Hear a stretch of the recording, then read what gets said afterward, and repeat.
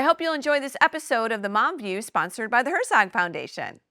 Today, two powerful women of the Trump administration join us, Second Lady Usha Vance and Secretary of Agriculture Brooke Rollins are today's guests. Don't miss this. It's going to be a great show.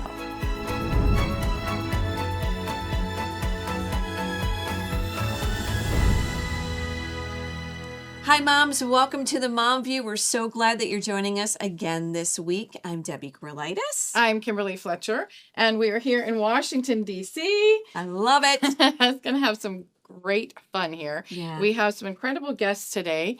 And I just want to remind everybody, if you have missed any of our previous shows, we have some pretty great archive shows at themomview.com. And check us out on all our social media handles at The Real Mom View, and you will catch The Real Mom View there. Kimberly, we have the second lady on the show. This is so amazing. Great and ladies. Secretary I know. Rollins. Okay, we have Second Lady Usha Vance. Yes. Secretary of Agriculture Brooke Rollins. Yes. Really? Yeah. Two sitting right here with us. great ladies sitting here right here on the Mom View. Both mothers. Yeah. Both influential leaders. I can't wait to hear what they have to say about raising their kids. And I mean, especially Usha, how does she possibly, they're three little kids. I know. And all of the things that she has to do. So historically, this is it's interesting because historically, the role of the second lady, I've been very fascinated about this, has been more hospitality driven and protocol events and that kind of thing. Supporting the... Yeah, supporting her man. Right. But as the years progressed, it became an advocacy role as well. And these ladies would champion initiatives that they really believed in and were passionate about. And so I just want to go over some of these ladies. It started early, but we have a good, well-rounded group here. Barbara Bush championed the cause of literacy. I remember this all through the 1980s. Yeah. She worked really hard on this and had a lot of great initiatives that went along with supporting literacy. Got Karen Pence over here promoted the use of art therapy in mental health care. I remember that she did because she was an art teacher. Yeah. I remember her talking a lot about that. Joan Mondale used her platform to promote the arts. Again, the arts. I've got Tipper Marilyn Gore advocated for removal of objectionable materials from popular entertainment. Oh, that was a good one. Yeah. I've got Marilyn Quayle here supported the early diagnosis of breast cancer. Oh, Great. Pat Nixon advocated for volunteerism and participated in various charitable organizations. Mm-hmm. And then Betty Ford, which of course the Betty Ford clinics, increased the public profile of the second lady's role by discussing controversial topics like abortion, premarital sex, marijuana use, and media interviews. Bold. Yeah. Wow. So it was pretty bold. Yeah. So these are all great ladies who champion great causes. And so I looked up what is it that Usha was championing, and it is literacy. And she had some really great programs around that. Yeah, she did a whole summer reading initiative. Mm-hmm. So we promoted a reading that challenge, and it had like incentives that went along with reading this. So I'm sure she'll talk about that. Yep. But we did promote that a lot with Moms America. Yeah. Obviously, reading is essential to our kids and to us as moms. I think she's an avid reader too. So we'll have to find out what she's reading. So what would you choose as a advocacy item if you were a second lady? You know what? That's interesting because maybe it's just because we're so enthralled in the motherhood movement. There's something about restoring motherhood and honoring mothers. And I don't know if that would really work as a second lady, but the family, the home, maybe a return to the supper table, a return to normalcy, and kind of just a different approach of maybe going back to the basics with families. Oh, I like back to the basics. Yeah. That's good. I think I would promote family dinner hour. Mm-hmm. That's kind of what I'm thinking. Yeah, because it's a lot of things that you list that I want to have done, and I was trying to think if I picked one thing that would kind of roll all those things in together and just focused on that and encouraged it, and in a way that you could as an advocacy initiative, it would be family dinner hour. And you know what? If we were second ladies, we would have some really nice dinner parties. Yeah, we right? would. So this is going to be great. And Secretary Rollins, I mean, she has done an amazing job Oh my as far goodness. as agriculture. We and have a Secretary of protecting. Agriculture that knows what a cow looks like and Yes. has planted things. Oh, wait till we hear her It's story. gonna be awesome. She is a powerhouse as well. So we're just delighted, and we're so thankful that they've actually given us some time out of their day Yeah. today. Yeah, and I want to just reiterate again, these are moms. Yeah. These are moms who are still having to make the soccer games and get dinner on the table. And sure, they have help and support, but you're still the mom, and you that role, you take kind of command when you take that role. So Yeah. they have to figure out how to navigate through all those changes. Yeah, and I think their stories are going to be inspiring. What we love to do is lift up moms, right? We love to hear from other moms who just happen to be listening to Powerful Women today, their stories, their advice, maybe a little bit about their background, their education, and what they've done with their kids and how they did it and what was important to them. So I know it's going to be very inspiring, and I love hearing those stories because we all need some good inspiration as moms. Yeah. Yeah, I would really like to know, what did Usha think when her husband came home and said, "Hey, I got a call." What did Brooke think when it's, "Hey, we'd like you to be the President Trump secretary." calls Hey, Brooke, I'd like to talk to you. I Yeah. mean, those would have been pretty incredible moments. Well, I think we're going to hear all about it. That's right. That's right. All right, like we said, coming up, Mrs. Vance, our second lady's joining us for an enlightening discussion. We can't wait. Don't go away because you're not going to want to miss this. Hello, I'm Josh Mann, Managing Editor of The Lion. The Lion is an initiative of the Herzog Foundation, and we publish articles covering a wide range of issues facing American families and culture, especially related to the education of children. In covering these topics, we also touch on aspects of parenting, family life, faith, government, and other relevant cultural topics. We publish news stories every day aiming to produce timely, critical, must-read news articles and resources for families, educators, and leaders. Read the latest in education and cultural news at readlion.com. We also offer easy-to-digest daily and weekly email newsletters. Subscribe today at readlion.com/subscribe.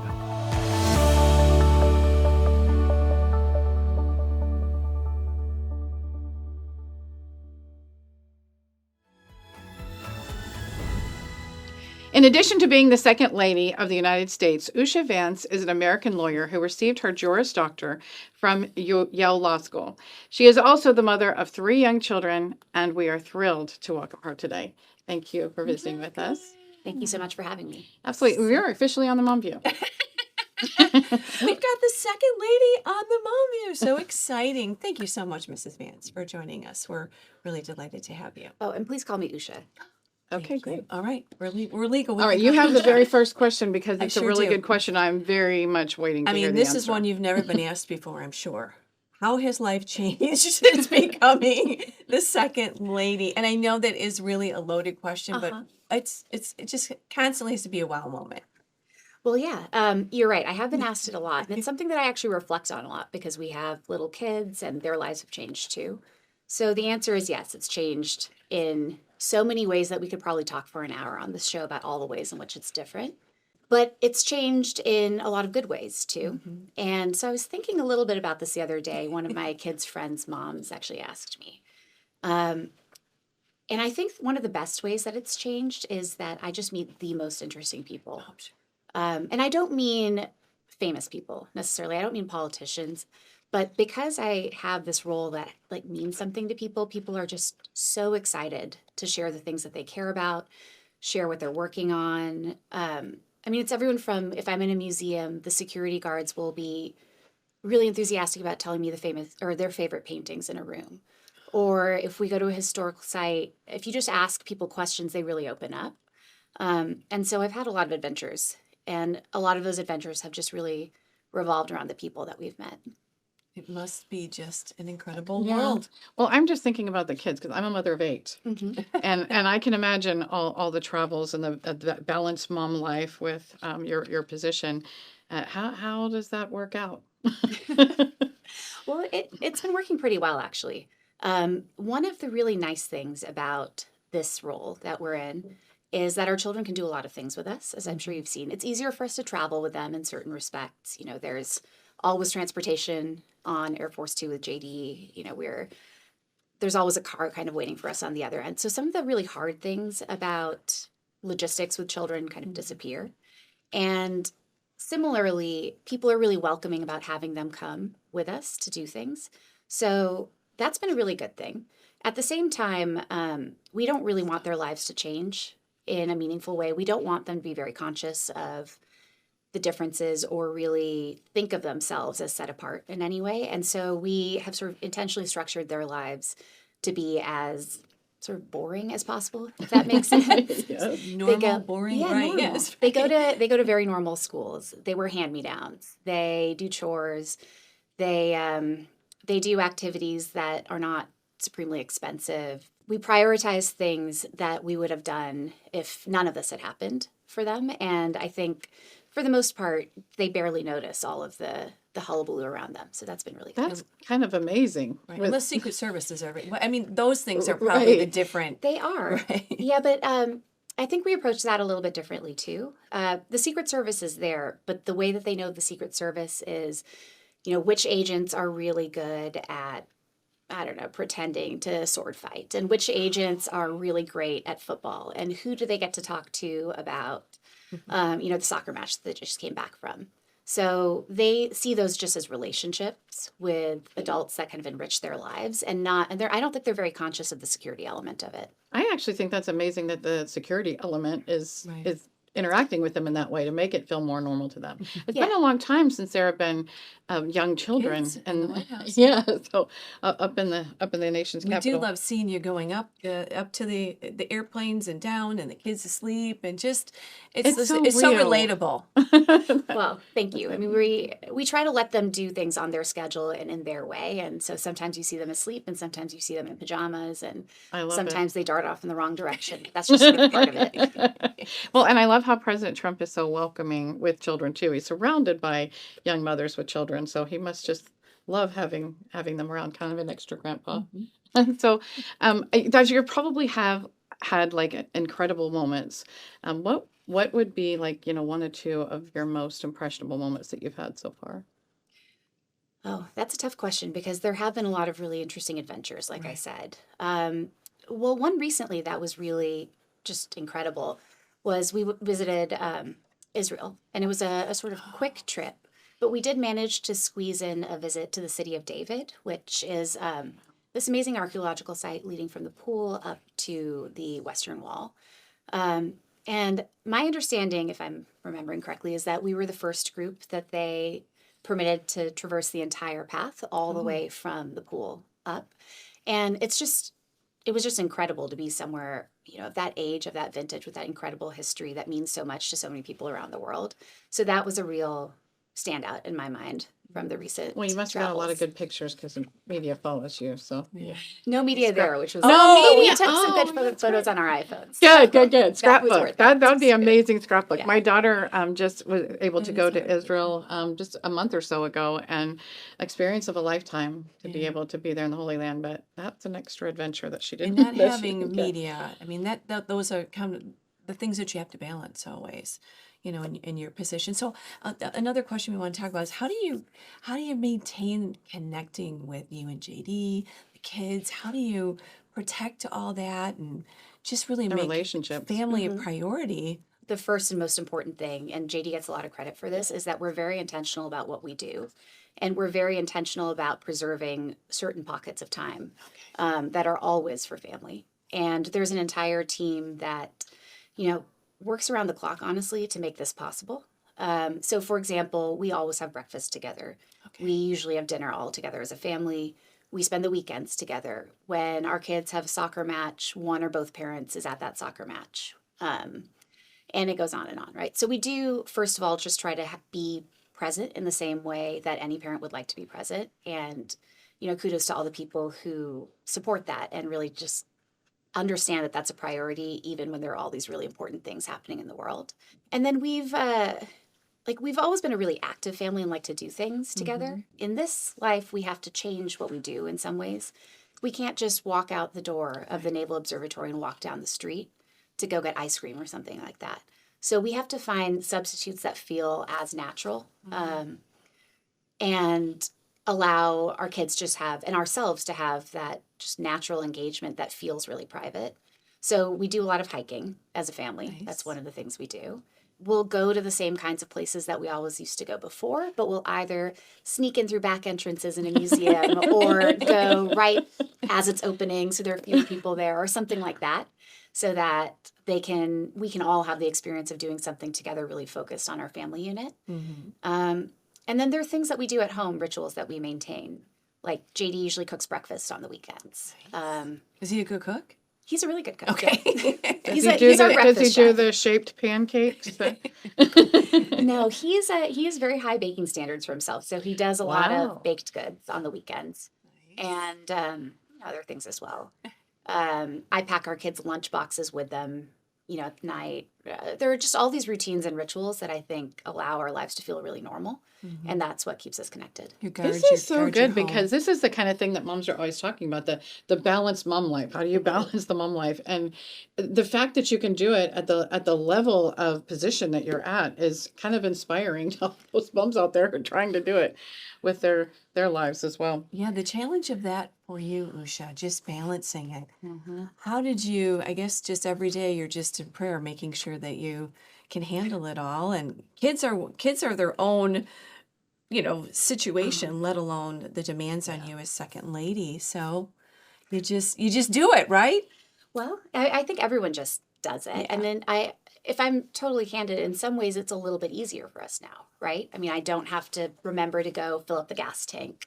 I do go to the grocery store, and I try to do that every week. But if I forget something, people will volunteer to help and go pick up that extra bag of flour or something. So a lot of the things that make home life a little challenging disappear. And they're obviously replaced by things that are really unusual about our life and make the family activities harder. In many ways, it just feels like what it was before. We all just... That's impressive. I mean, in and of itself, And that it's- is extremely impressive. I think it's true, right? As moms, we just adjust. Yeah. Whatever our kids' demands are, whatever career path we may have, whatever it is, we just adjust. So But people used to always ask me, when I tell them I have 8 children, like, how did you do that? I'm like, well, they were there. So you figure it out. So it's kind of like, it's there. So you figured it out. But I think that's what we do as moms and women. We just rise to the challenge. But I really want to talk about your, every second lady picks up some things that she's passionate about, and you picked up literacy, and you've had an incredible summer of the reading challenge. yes, it was And great. yeah, I would love to talk about that and Sure. what your plans are for the future. So what inspired you to take up that as your passion? Well, literacy is something that just generally matters to me. From my childhood, I was an avid reader. I see it as the foundation of everything that happened in my life. But it wasn't really my professional focus in any sense.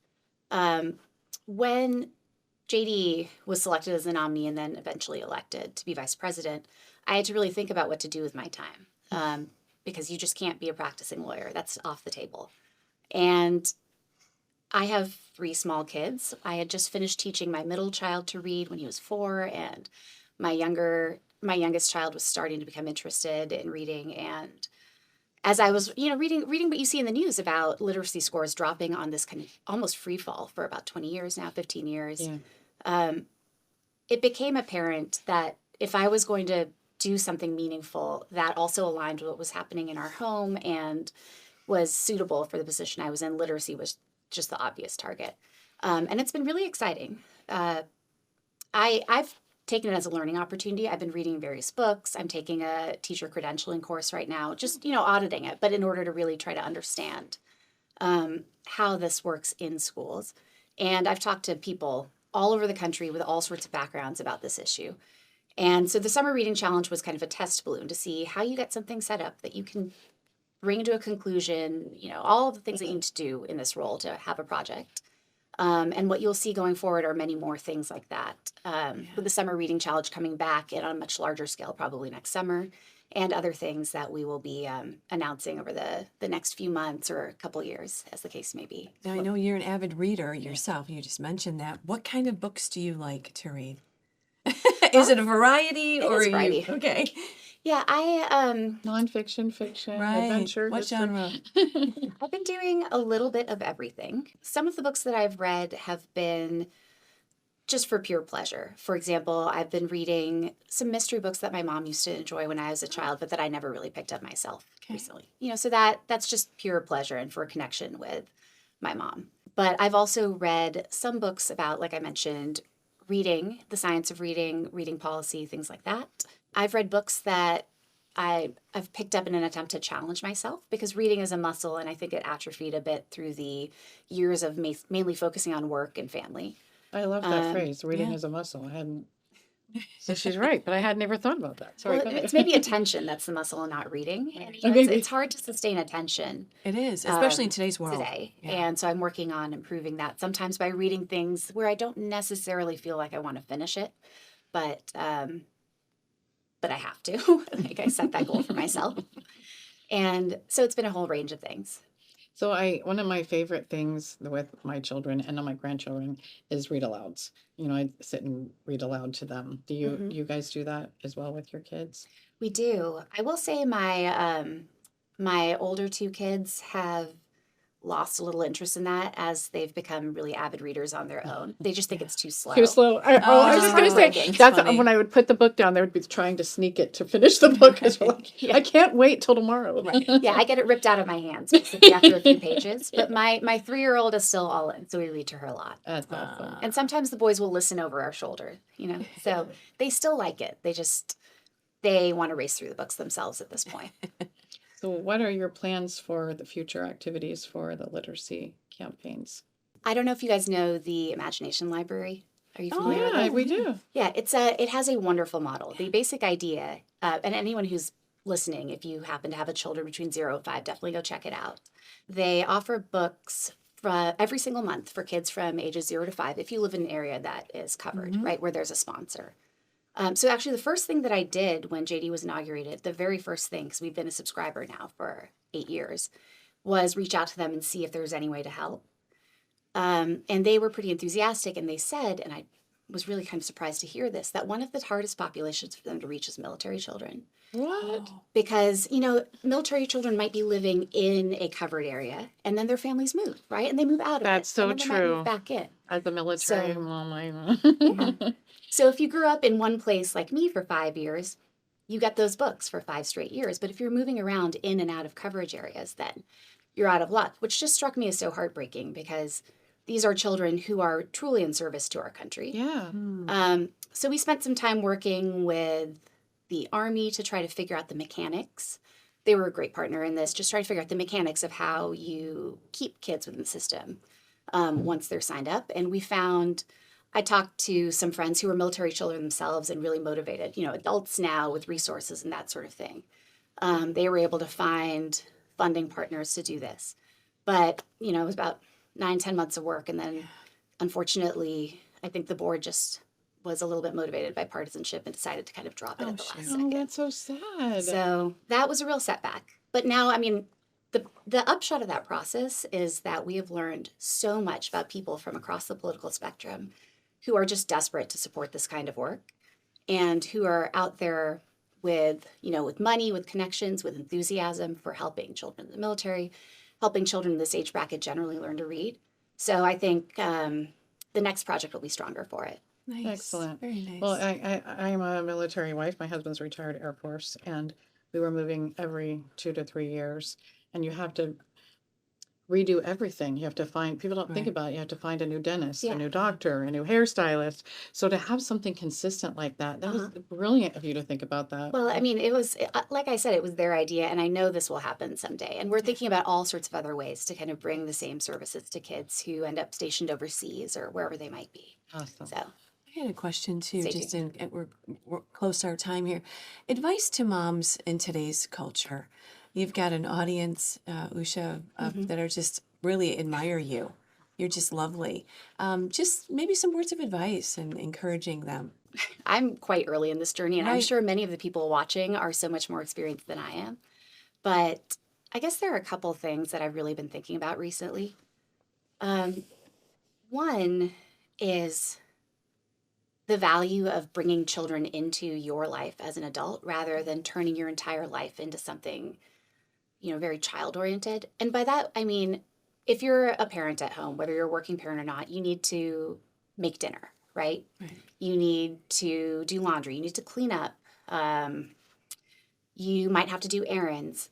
There are children, and I read some books actually that were really influential in my thinking on this. Children are really programmed to want to be a part of that and want to contribute. So true. And it is incredibly rewarding to spend time with your kids rather than turning on the TV and having them watch something while you make dinner. I mean, a 1.5-year-old can start separating leaves from herbs, or a 2-year-old can start Whites using from a kid darks. knife. Yeah. We changed our entire laundry system to allow toddlers to do it so they can put away their own clothes. Here's the colors, here's the darks, here's the whites. We just gave up on folding, right? They can put it in the drawer. You just and you make can those talk about adjustments. things. We gave up on drawers and put baskets underneath the beds. Yeah. But involving your kids. Yeah, just treating the household as a family enterprise and them as valued participants in it, I just think takes a lot of the stress out of home life that just shouldn't have to be there. It's not like every parent has to be solely responsible for keeping the place afloat. Right.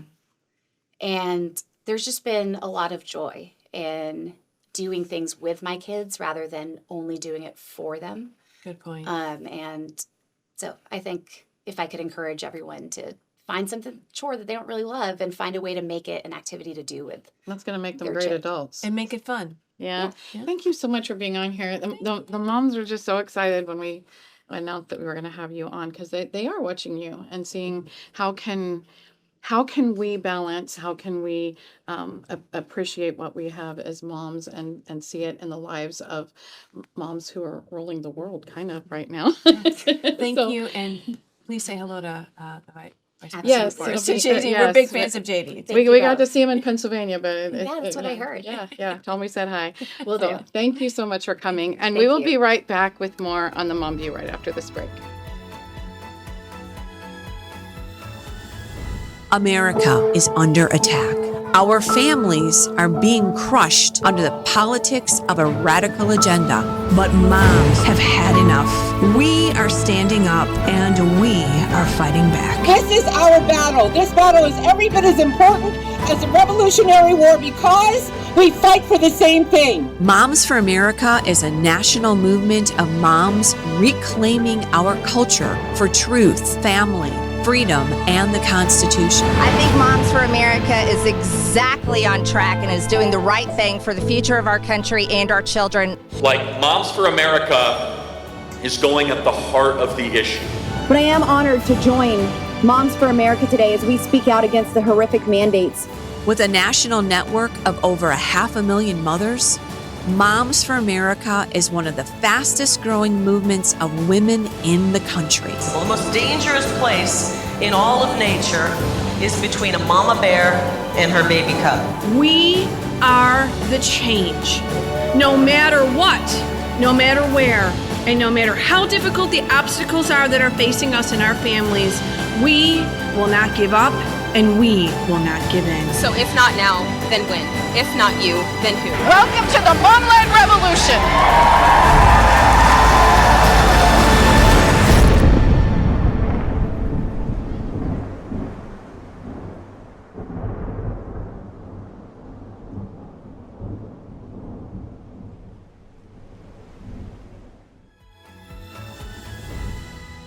In 1862, President Lincoln established a Department of Agriculture. He called it the People's Department because so many Americans at the time were actually farmers. Today, it's one of the largest departments in the government. Our guest today is the head of the USDA, United States Secretary of Agriculture, Brooke Rollins, is on the Mom View. Hello. It's so good to be here. Thank you for having me. Oh, you are we're so excited to chat with you. You are a powerhouse. Our mamas absolutely love what you're doing because farming, fresh foods, agriculture, these are so important to America. Yes. All right. That's right. So Brooke, happy to be here. Yes. So let's start with, I've watched a couple of interviews with you. You're a very interesting woman. And God has blessed you with so many beautiful talents. So let's talk a little bit about the beginning days here. You grew up on a small farm. I did. So, yeah, well, first of all, what a joy to be on with all of my moms and this incredible organization. And we're here at America First Policy Institute Studio. Fabulous. Partners alongside you all. And of course, the organization that was in my head exactly 5 years ago, but never knew. I know. It's so full circle. So it's we've really absolutely joy to be loved here. being here. Yeah. So. Thank you. It's your home too. Yes. So speaking of home, I grew up, I say the best childhood of all, but a little unconventional. I grew up with a single mom. My parents split up when I was very young, and my dad wasn't really part of my growing up, and my mom never remarried. So it was my mom and my two younger sisters and me. And we struggled. I mean, my mother would, if she were here, she would say too, it was month to month and credit cards and she had a few small businesses, but some months were better than others. But the middle of that, we had this incredible piece of property that my grandmother had helped my mom with before, right around when I was born. And it was about, 50 or so acres. And we raised animals, we baled hay. We really got the best of what I believe of any childhood and being in rural America. Because you were doing it all. Doing it all, fixing fences. It was the girls, fixing fences, changing oil, driving the tractor, raising the animals. A town of about 1,200 people on the plains of Texas.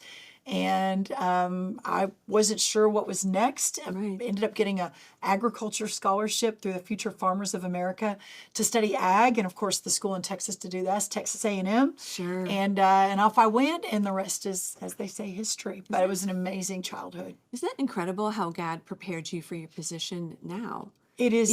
Looking back, you must be like, wow, all the pieces in the puzzle are just perfect. I talk about that a lot now, and being very faithful and believing so much in God's hand and paths that you go on that you never would have imagined, but that God has directed for you. And my goodness, I can't even believe it. And I remember talking to the president about this, President Trump, in the first term, when we would be in the Oval Office and I was the head of Domestic Policy Council in the first term and all the domestic policy issues.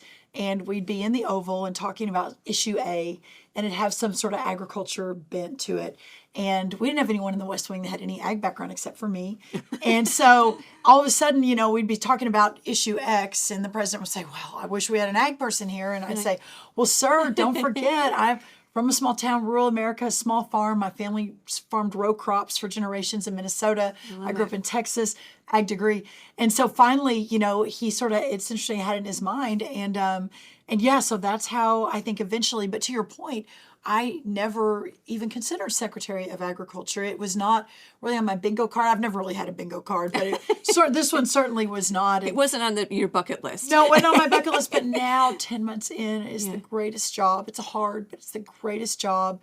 And I'm so honored, and it's like full circle for me every day. It's just such a blessing. I do want to get a little bit more into your role, your position, and what all that looks like. But I saw in an interview where you said you were even, and you just referred to your faith. Yeah. At one point, you were even thinking about being in the ministry, but God has used you here. This is your ministry. Yeah, this is my ministry. Yeah. It's funny, none of the thing that matters the most is your family and your children. Amen. And for me, that's it. And the rest of this I've kind of fit in along the way. The rest of the work, and it's God's been very good to us and our family, and I have the most amazing 4 kids. My oldest is a junior at Texas A&M Corps Cadets, mechanical engineer, finance degree, and when asked, he'll tell you he wants to be a pastor. And I say that because there's no greater blessing, I think, than a family and children that are walking the faith and that are bringing their own light to a dark world. And it reminds me of all those years ago when I was trying to figure out where do I go and what do I do. And even the conversations I have with not just Luke, my oldest, but all of my kids, that God will put you on a mission field. He sure will. And your role is to make disciples of all the nations. And whether that's in a church or in a classroom as a teacher, staying at home with your children, or on this world stage that I never expected or planned for. But that opportunity it's everything. And I feel it every single day. Implementing and fighting for God's vision is what we're doing every day. Amen. Balancing motherhood, Washington, D.C., the travel. I follow you on Instagram, girl. I can't believe you are even alive right now. You are in every state, every farm, all across. It's just absolutely amazing. Is that probably typical of your position? Or have you just I don't set a think it standard is. that no one else is ever going to be able to Well, live up that's to? so kind. I am so you take energy and you get energy from these unbelievable opportunities and the people around you. And I think this is why I've loved this job more than I ever could have imagined, is being I was just with the amazing Everett family in Indiana, I think a week ago. 5th generation row croppers, corn and soybean, drove the combine with them, met all the kids, the grandma, the great-grandma, the great-granddad, all of them. The whole legacy, huh? Yes, and I'm like, this is what we're fighting for. And it's funny, it took me back to, we were in a cabinet meeting in the first term, and I'll never forget the president saying, and he had just spent some time with some Georgia cotton farmers, and he talked about how all these lobbyists had come in the Oval, and they were all asking for billions of dollars, and they were asking for a bailout. And I'll never forget, and I was on senior staff then, but him looking at the cabinet around the table, this is 6 or 7 years ago, and saying, we're here for that cotton farmer in Georgia. And he said that cotton farmer with hat in hand, who'd just been destroyed by the hurricane, who couldn't see how they were going to plant the next season's cotton. Instead, the president said, when they came to me, they shook my hand, hat in hand, so they'd had a tough time of it, but they're fighters and they're so grateful for President Trump. And it really struck him. And I'll never forget him telling that story. And now I get to live that every day with these incredible people across this country that just want to farm the land, very godly, scripture-based, righteous work. They just, in Exodus, the land of milk and honey, right? I mean, they just want to farm the land, and I'm here to fight for them, for their future generations of farmers. And if we lose that, we lose our country. I really believe that. That's how important this is. We sure do. You're doing, like I said, you're doing an amazing job. Thank you. Did you ever? Obviously, you never saw yourself in this seat. No. But as soon as the president said to you, "Would you like it?" and you were like, "Oh yeah." Well, it's funny. Because I was with the president the first term. Right. Listen, when that second election was taken from us, I believe, and he sure believed it, I knew that it couldn't end with that. I knew that what he represented in that first administration, that if we weren't able to build the infrastructure around that for 100 years, that we would eventually lose America. He was such a game changer. He spoke to so many people. He was a disruptor. First time he ever spent the night in Washington was his first night in the White House. I mean, this is what the founders envisioned, and we'd gotten so far away from that on both Republican and Democrat. So when we were, in the dark days of November, December, January, 2020, 2021, when everyone else, our people couldn't get a job, no one knew what they were going to do, that president looked like he could head to prison. I mean, it was really, really scary. It was terrifying. But in my heart, I knew that we had to build something. I didn't know what it was, but I knew we had to build something. And so in doing so, in those early January, February, March of 21, the president didn't have many people calling him, right? I mean, everyone said, we've got to move on, so-and-so's the future, or so-and-so's the future. And the president, there was still a core group of us that were really strongly, just there for him. And I didn't know he was going to run again, but I felt so passionately that what he had started and his legacy had to live forever. And whatever I had to do to make sure that happened, I was going to do. So the point of that is, for the intervening 4 years between Trump 1 and Trump 2, President Trump and I had hours, dozens, hundreds of hours of conversations of what would we do next? Well, what if I do run? Well, what if we win? Who should be in the cabinet? And my plan was never to be. I still had kids at home in Texas. My husband has a very demanding job. They're 15, 17, 19, and 21. Okay. So I've got 2 in college now and 2 in. So you're going back 4 years. That's a big difference. They were all still in high school 4 years ago, and so it was never in my plan ever. First said he was going to run, but then he was running, which was amazing. And then he was going to win. And I knew when he ran, he probably would win if we could get the cheating under control, which we did. But in all of that, never in a million years plan to come back to Washington. So it's a much longer story for another conversation. But yeah, we as we were building out his cabinet, I have a whiteboard in my home office that I still have. I don't know what to do with because I feel like it's historical. And every time we talk, and I had every cabinet position listed: Treasury, State, Interior, Housing. And he would say a different name, and I'd write the name up. Because then he'd call me a week later and say, well, wait, who were we thinking? And he does this with a lot of people. I'm not going to pretend this was only me, but he does this with a lot of people. He loves people so much. But no, nowhere on the whiteboard is my name anywhere. And anytime we brought it up, I'd say, no, sir, that's not going to be my role. Maybe once all my kids are in college. So for a lot of reasons, this was not what I expected. But we had an incredible conversation. He asked, me, we talked about it. I had said absolutely no to some other things. And then this one just felt different. And when it came up, it was like God had sort of prepared me, and the light kind of came on, and I hadn't thought about it. I thought, oh, that's a job I could do. And if he wants me to do it, I'll do my very best. Yeah, to God be the glory. What an opportunity. Yeah, amen. So now let's talk about the Department of Agriculture. Is this the third largest? Yes, it is. I mean, this. A gigantic So not only did you walk into beast of an agency that I, even having been in the first term, did not fully understand. The but it is. When we left after Trump won, it was about 98,000 employees. Under Biden, of course, it jumped up to about 110,000. We're now down back to around 90,000. So we've, through kind of trying to deconstruct a lot of the administrative state, a lot of the DEI, climate craziness, we've been able to align. But it's everything from food stamps is our SNAP is our biggest program. A lot of talk about SNAP. About SNAP right now. But all the farm programs, the rural development programs. It is so massive. Every county in America has a USDA office to serve our farmers. We've got the firefighters. We've got almost 15,000 firefighters because of Forest Service. USDA has the Forest Service, so all the national forests. We have all the food safety inspectors. So about 7,000 that are added to all the plants, making sure that the beef and the chicken and everything's safe and there's no salmonella or anything that could hurt a human. I don't know how you keep animal this straight. Disease. I mean, it's incredible how big it is and vast. 29 agendas, is that right? I mean, 29 mission areas, 29 massive mini agencies within the big agency that are still thousands of people. But it's been incredible, and the people that are there, it's not perfect, and we're realigning and reorganizing and shrinking.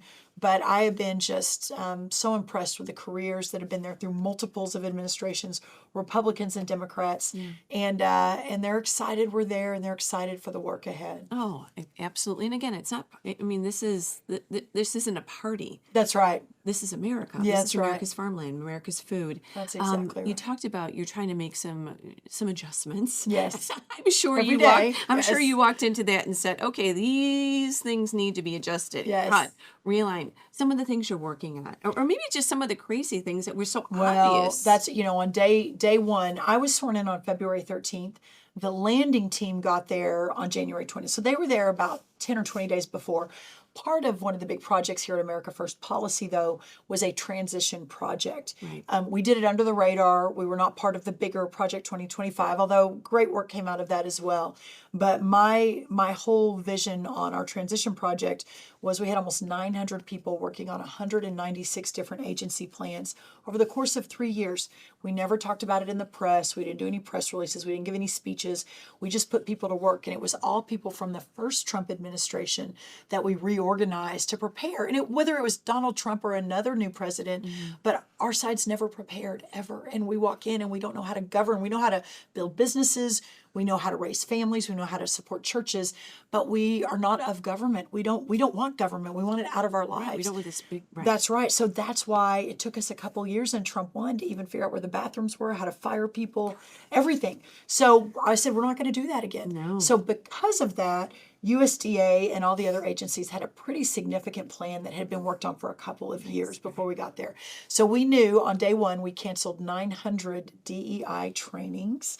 We gutted about $500 million in climate change grants that went to far left radical socialist organizations. One of the grants we canceled was for transgender farmers in San Francisco working on food justice, just to give you just one example Oh boy, that's hundreds loaded. and thousands of them, right? So we were just really working to realign the whole USDA around farmers and agriculture and getting the political agendas out of it and instead putting first things first. And that's what we've been doing at USDA, which has been really cool.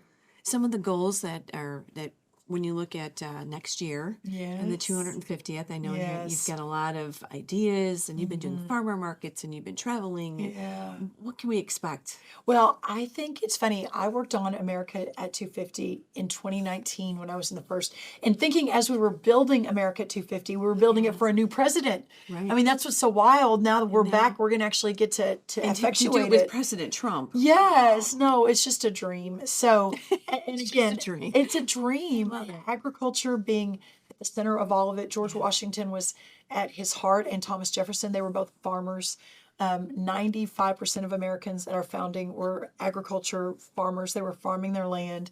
Today, even though it's, less than 2%, I think most Americans understand they are, farmers are constitutive of all the rest of us. They're the best of us. And so taking us back to that original vision of the farm and land and rural communities and the pioneer spirit and the warrior ethos. I mean, this is all born of an agricultural era that now we get the chance to bring back full circle.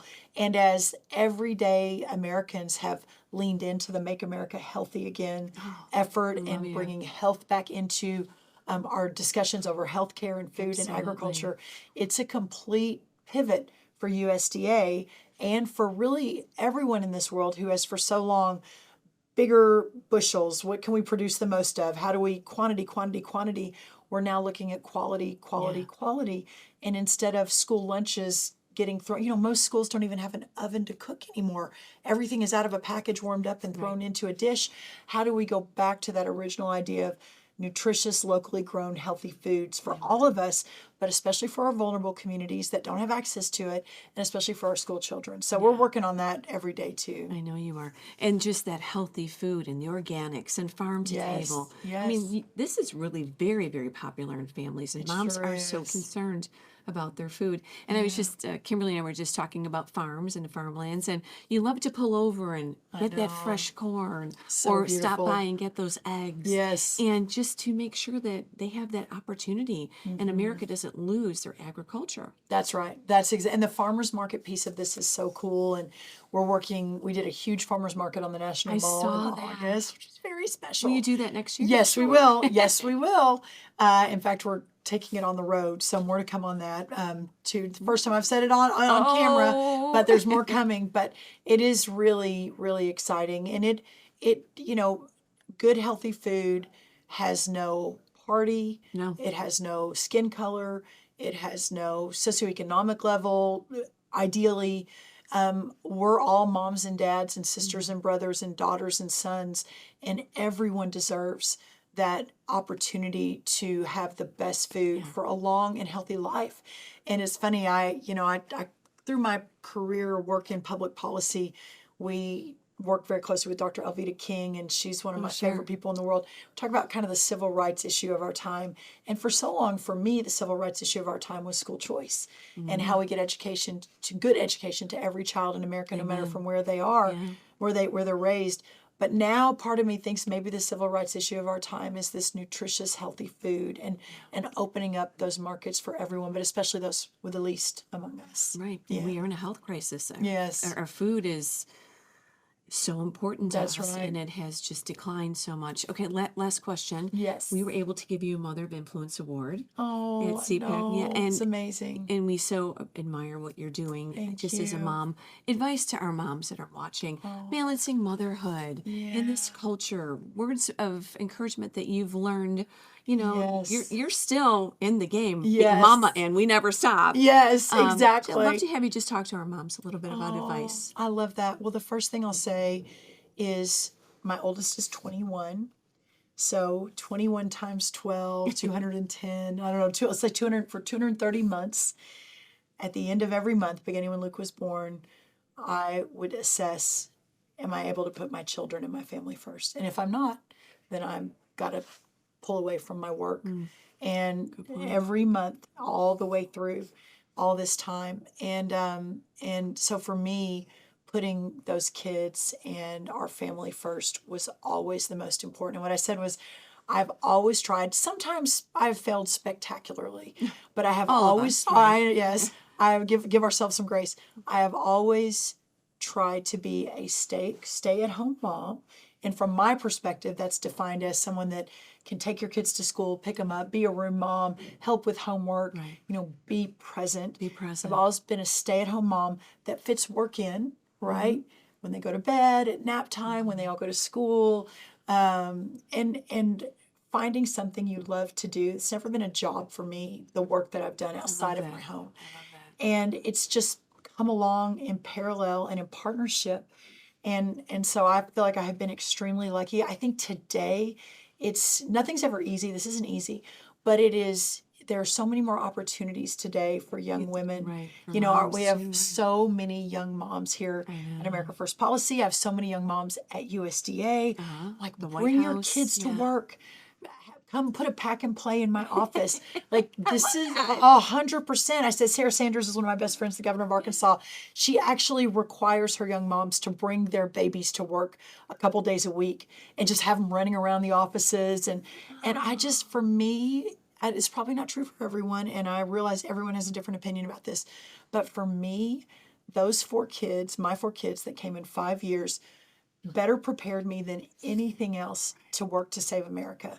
They inspire me. True. They encourage me. They keep me very humble. They keep me very they humble. do. Mom. Yes. They looked really bad on TV yesterday. We need to work on that. Mom. Yeah, exactly. But it's also good. And ultimately, I think having Christ and our faith at the center of all of it and understanding what God's calling is on our life.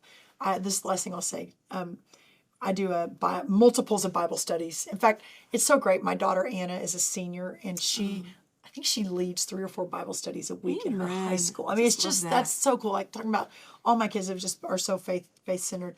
But I have part of a cabinet Bible study, and I have a couple others that I'm part of. It's beautiful. And it is amazing. And a few years ago, one of those Bible studies studied the importance of answering God's call. Amen. And starting in Exodus, and God calling Moses, and when Moses was kind of trying to ignore him, because he said, I don't know not if that's me, Lord. for me. Yeah, Right. exactly. I don't know if I can lead 2 million people out of Egypt. And God lit the bush on fire and said, pay attention here. Yeah. And that study was really focused on answering God's call, whatever that looks like.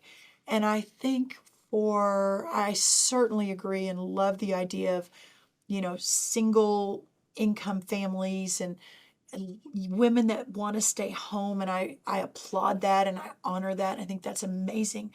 But I also think there's a way to do all of it and do it in a way that honors God, honors your husband, honors your children, honors the family unit, but also gives you this amazing pathway to go fight for what you believe in and do it very, very effectively.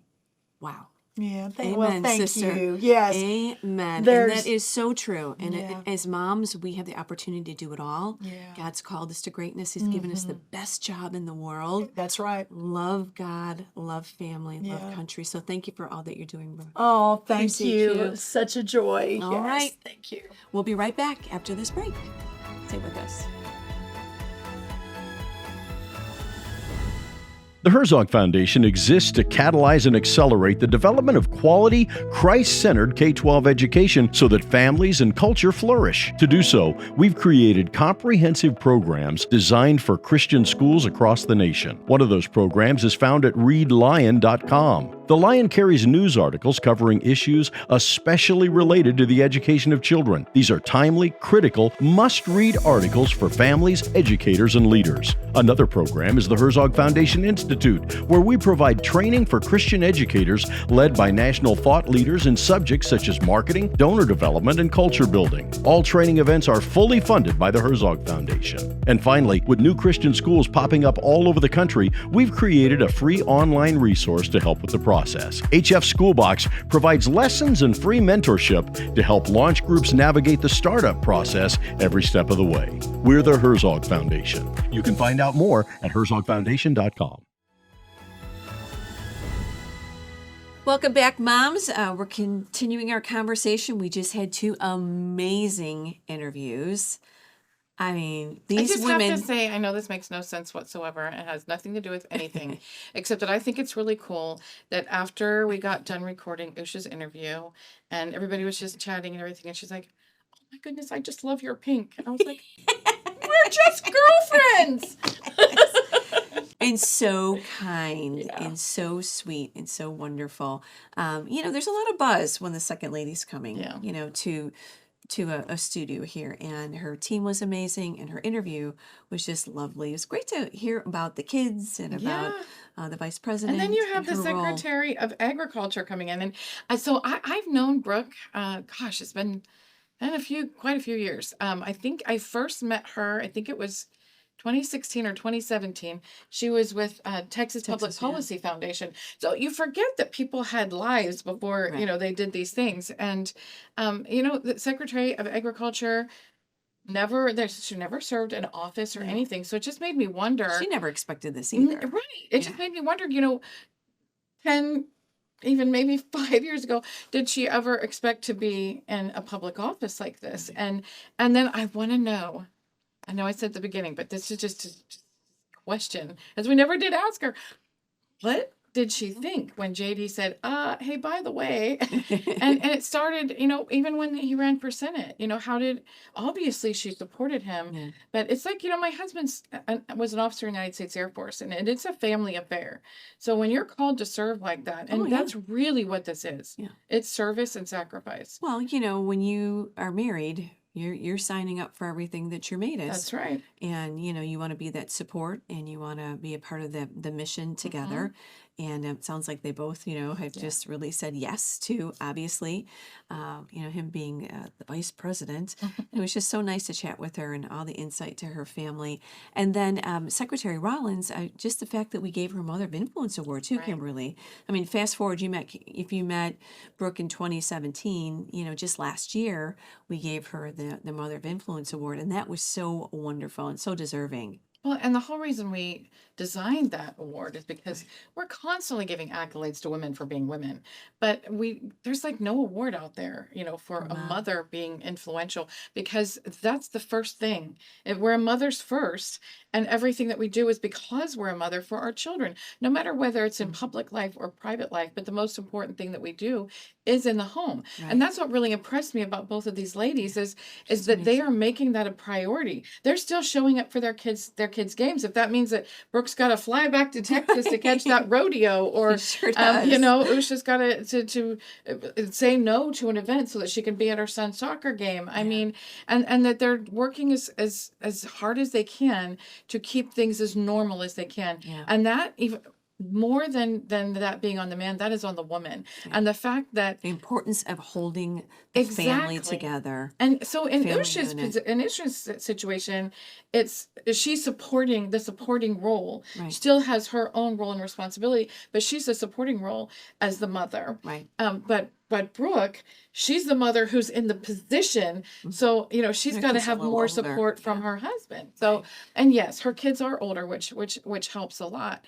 Having those 3 little kids, I just keep thinking about that with Usha. How do you do that? So great to watch. Like we said, it's so nice to see the kids in the White House again. And when we kind of think through this, I'm sure, and we alluded to this with both of them, no one ever thought that they would be the second lady or maybe the Secretary of Agriculture. And to you moms, there's different seasons in life, right? We talk with women all the time, and maybe at one point they're completely at home, raising their kids, family, and maybe they're doing a little bit of career. And then maybe, later in life, or they do owe it and they do career, but you just never know where God is going to bring you and the blessings and the doors that open. So it's this continual journey that we're all on as moms. But Look at you, I know President and founder of Moms for America. Okay, I never thought that was going to be 21 years ago, and I mean, both of us, it's been wonderful to kind of be your sidekick over here. And we've just had an opportunity to really make a great impact all across this country. That's funny when you say sidekick. I just you're like a part of my being. It's like the other half. I just know that God qualifies who he calls, and just seeing the miraculous events over the last 2 years. I'll never forget when President Trump got up and announced, and I'm like, here's a guy who got up to basically a public stoning and firing squad every single day, Sure did. and got up the next day and did it again. And after 4 years of literal hell, he said, I'm going to do it again. Right. That is complete sacrifice and commitment. He did it because he cared about his country. He didn't need it. Sure. He's perfectly well off, doesn't need to be treated like this. He was treated like a rock star. Right. And then there's JD. He had a law career. His wife had a law career. Right. He was a senator. Right. I mean, even the role of the senator, leaving that comfortable place Right, and your going home into state. yeah, and you can't attack when you run for office. Right. So that in and of itself is a major sacrifice and a hurdle you have to overcome. And for the wife. Exactly. You know, when you see your husband being attacked, and you know, that's another whole discussion, you know, to be had on what it's like when your husband runs for office or is Absolutely. you know, an elected official. And then after 2020, literally the day after the whole, you know, J6, Brooke Rollins and Linda McMahon and Awesome. Larry Kudlow met and said, we're going to start this Right. thing. America First Policy We're going to put Institute. America first. Going to put America first. They didn't want to, because America First was his whole thing when he Right. was serving, and they didn't want that to go away. And so for the 4 years that he was not in office, he was kind of still there because Preparing. this was like the think tank that was saying, okay, It was the we're think going to tank. That's a prepare. perfect. It's Yes. a perfect- And the president said, I want to be ready on day one, which means I need people who are going to be ready on day one. And so Brooke had this brilliant idea, and the three of them met and said, let's put something together where we can train the people so we are ready on day one. Let's put together the policies that we know are going to make a difference. I mean, that's like major forward thinking. Sure was. And that's so I just think she's absolutely brilliant. And the fact that she's willing to actually, I can't think of anybody more deserving or qualified to serve in the position she's in. But the fact that she's willing to do that after 4 years of giving so much to AFPI and then moving away kind of from her baby and moving into the Department of Agriculture. Right. And then someone who is so passionate about, you know, preserving our farmlands and protecting America's, you know, lands and food and the supporting the economy. farmers.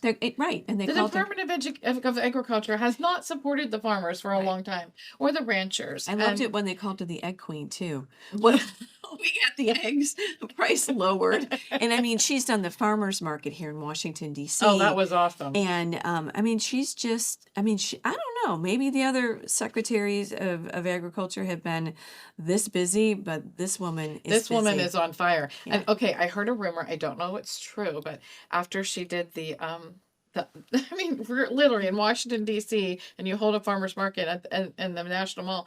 I heard a rumor that she wants to do a rodeo on the National Mall. Would that not be cool? Maybe that'll be in 250. We'll see. But Yeah, whatever it is, these women today were so encouraging, so inspiring, and they're mamas. They're mamas just like you. And so don't feel removed. Don't feel inadequate. Be inspired, moms, by these stories. Right? Absolutely. Okay. Well, thanks, moms, for joining us today on the Mom View. We had such a fun day. Make sure that you follow us on our social media at The Real Mom View and visit us at our website, which is themomview.com. Thanks for joining us. We'll see you next week.